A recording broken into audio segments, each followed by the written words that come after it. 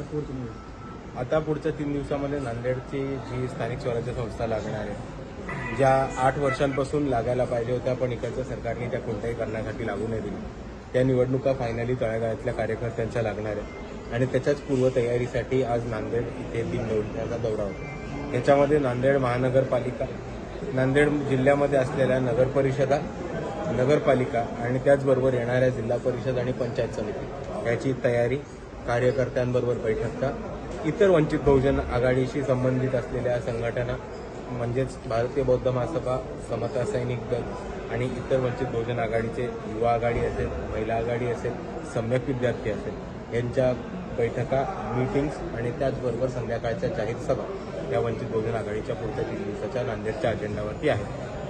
आज मुंबईत मनसे आणि महाविकास आघाडीमध्ये भव्य मोर्चा काढला. सत्याचा मोर्चा असं नाव दिलं. काय मोर्चा नाव दिलंय? सत्याचा मोर्चा. सत्याचा मोर्चा. हां, तर प्रश्न काय सांगाल मोर्चा? मतचोरी विरोधात दोघेही भाऊ एकत्र आलेले आहेत. महाविकास आघाडीचे नेते त्यामध्ये सहभागी झाले होते. मतचोरी जिथं झाली तिथं त्यांना पटकवून काढा असं राज ठाकरे यांनी सांगितलं. मत चोरी हे त्यांना सिद्ध करता येईल का आणि ते पुरेसा डेटा देतील का आणि ते कोर्टाची लढाई लढतील का, याच्यावरती माझा एक मोठा प्रश्नचिन्ह उभं राहतं. वंचित बहुजन आघाडी आणि बाळासाहेब आंबेडकरांनी हा पहिल्यापासून मुद्दा उपस्थित केलाय. 2004 पासून ईव्हीएम ह्याच्यामधनं घोळतो आणि ईव्हीएम चुकीचं आहे हे मुद्दा मांडणारे पहिले भारतामध्ये बाळासाहेब आंबेडकर होते आणि 2004 पासून आम्ही ईव्हीएमच्या विरोधात लढत आलो. विधानसभा 2024 नंतर पण 5 वाजल्यानंतर 76 लाख या महाराष्ट्रामध्ये वाढीव मतदान झालंय हा मुद्दा घेऊन समोर येणारे सुद्धा वंचित बहुजन आघाडी. हे आज जितके पक्ष आहेत ज्यांनी मोर्चा काढला या सगळ्यांना आम्ही खुलं आमंत्रण दिलं होतं की आम्ही ही केस लढणार आहोत, आम्ही याच्यावरती मोर्चे सुद्धा काढणार आहोत आणि आम्ही कोर्टातली लढाई सुद्धा लढणार आहोत. तुमच्या जर डेटा किंवा तुमच्या माहितीमध्ये कुठेही असं आढळलं असेल की की मतांची चोरी झालेली आहे किंवा वाढीव मतदान ऍड झालेलं आहे तर ते वंचित बहुजन आघाडीच्या निदर्शनात आणा. आम्ही आणि तुमच्याकडे जो उपलब्ध माहिती आहे, उपलब्ध डेटा आहे तो वंचित बहुजन आघाडीला सादर करा आणि आमची जी कोर्टामधली केस आहे ती अजून मजबूत करा. पण तेव्हा ह्यांच्यापैकी कोणीही पुढं आलेलं नाही. ह्याचं कारण मला माहीत नाही. जर अंदाज बांधायचा झाला तर मी हाच अंदाज बांधेल की यांच्यापैकी कोणालाही कोर्टामध्ये लढाई लढायला हिंमत नाही. पण आजचा जो मोर्चा झालेला आहे हा मोर्चा मतचोरीचा मुद्दा असला तरी ह्याचं खरं इंटेन्शन हे की या 4-5 पक्षांना दाखवायचं की आम्ही एकत्र आहोत, आमची मारामारी नाही चालली.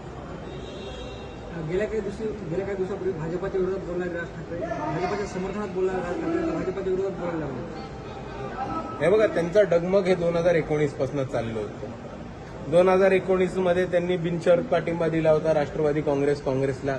शरद पवारांसाठी त्यांनी जिल्ह्यामध्ये सभा सुद्धा घेतल्या होत्या. त्यांनी 2019 मध्ये स्वतःचा पक्षाचे कॅन्डिडेट उतरले, त्याच्यामध्ये यश नाही मिळालं. मग त्यांनी 2024 मध्ये बिनशर्त पाठिंबा दिला भाजपला. मग त्यांनी 2024च्या विधानसभेमध्ये कॅन्डिडेट उतरवले, त्याच्यात त्यांना यश नाही मिळालं. आता ते सगळे कॉम्बिनेशन ट्राय करतायत. जिथे चमकतं तिथे चमकतं, जिथे नाही चमकत तिथे नाही चमकत. त्यात मी काय करणार? दोन्ही भाऊ एकत्र आले त्यांना यश मिळेल का? तो त्यांचा प्रश्न. वंचित बहुजन आघाडी तुमच्याकडे काही असा डेटाबेस वगैरे होता का? जसं राज ठाकरेंनी आज सभेमध्ये दाखवलेलं आहे की एकेकाच्या नावावर 3 ठिकाणी मतदान आहे. तसं वंचित आघाडीने ज्या वेळेला हा विषय हाताशी घातला होता तर तुम्ही कुठल्या भागाचा प्रामुख्याने जास्त अभ्यास केला होता? हे बघा, राज ठाकरेंनी जो डेटा दाखवलाय तो वोटिंगचा डेटा नाही, तो मतदार यादीचा डेटा दाखवला. आदित्य ठाकरेंनी पण जे प्रेझेंटेशन केलं आणि ह्या सगळ्याचीच म्हणजे हे दोन्ही जे प्रेझेंटेशन होते ते ओरिजिनल राहुल गांधींनी दिल्लीमध्ये प्रेझेंटेशन केलं त्याचीच कॉपी प्रेझेंटेशन होते असं मी मानतो. पण ह्या प्रेझेंटेशन्सपेक्षा वेगळा आमचा जो होता त्याच्यामध्ये आम्ही उलटा कलेक्टरावर BLOवर म्हणजे बूथ लेवल जो असतो तो आणि जो प्रत्येक बूथचा इन्चार्ज असतो त्याच्यावर आणि रिटर्निंग ऑफिसरवरती जबाबदारी टाकली की 5 वाजल्यानंतर 76 लाख मतदान कुठनं वाढीव झाले याची आकडेवारी करा. कारण आपण जर वोटिंगचा प्रकार बघितला तर 5 वाजता गेट बंद होतात आणि 5 वाजता वोटिंग सेंटरचे जे मेन डोर असतात ते बंद होतात. त्याच्यानंतर जे प्रिमायसेसमध्ये असतात त्यांना त्याच्यानंतर वोटिंग करायचा अधिकार असतो. गेट बंद व्हायच्या आत जे गेटच्या आतमध्ये येतात त्यांना वोटिंग करायचा अधिकार असतो. आता ही तिकडच्या BLOची आणि रिटर्निंग ऑफिसरची जबाबदारी असते की जितके लोक आतमध्ये आले त्यांना चिठ्ठ्या द्यायच्या आणि त्या चिठ्ठ्या वोटिंग नंतर जमा करून द्यायच्या. तर आम्ही त्यांच्या हे सांगितलेलं की तुम्ही प्रस्तुत करा की 76 लाख या 5 वाजल्यानंतर रिटर्निंग ऑफिसरनी चिठ्ठ्या वाटल्यात का, आणि तितक्या वाटल्या असतील तर हे मतदान वाढीव नाही.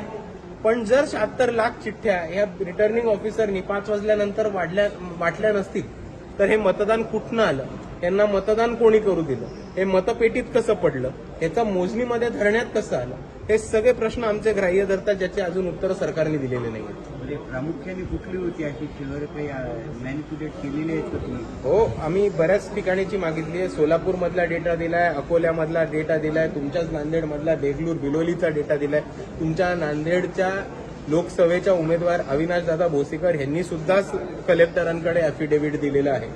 तर आम्ही जिल्ह्यामध्ये कलेक्टरांच्या मार्फत अॅफिडेव्हिट दिले आणि त्याच अॅफिडेव्हिटच्या जोरावरती कोर्ट केस ही केलेली आहे. चेतन आहिरे वर्सेस स्टेट ऑफ महाराष्ट्र या नावाने तुम्हाला ती केस रेफर करता येईल.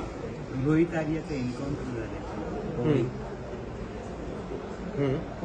होळी घटनेबाबत काय म्हणतात, प्रश्न विचारा. पवई घटनेबाबत काय प्रतिक्रिया? रोहित आर्याचं त्या एन्काउंटर मुलांना पोलीस ठेवलं होतं, त्याच्यानंतर पोलिसांनी त्याचा एन्काउंटर केलं.